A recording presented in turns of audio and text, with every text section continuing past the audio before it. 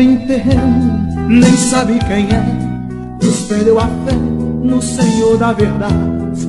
A grande mensagem ele não escuta, tem alma bruta que não tem piedade. Duvida de tudo e faz zombaria, diz que a profecia não se cumprirá, que do novo mundo ele faz o futuro e as pedras do muro ele derrubará. Porém são palavras de um mau coração, com seu próprio irmão ele luta e suspeita, e na porta estreita ele não passará. O homem manchou a terra de sangue, a guerra se expande entre filhos e pais.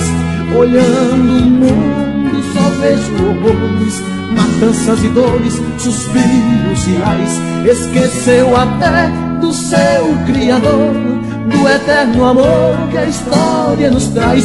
O que é divino não tem respeitado, desobedecendo princípios sagrados, quebrando as leis do seu grande Pai.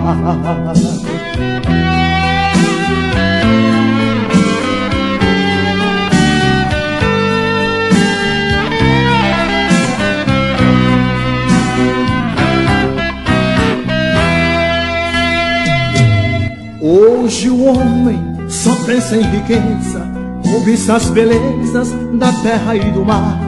Não se preocupa com o seu semelhante, se o mais importante na vida é amar.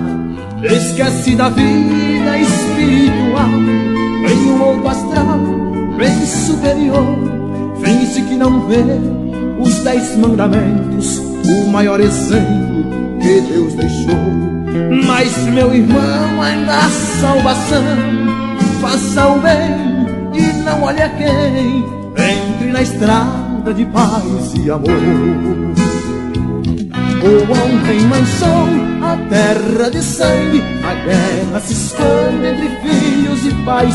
Olhando o mundo só vejo horrores, matanças e dores, suspiros e ais. Esqueceu até do seu Criador, do eterno amor que a história nos traz. O que é divino não tem respeitado, desobedecendo princípios sagrados, quebrando as leis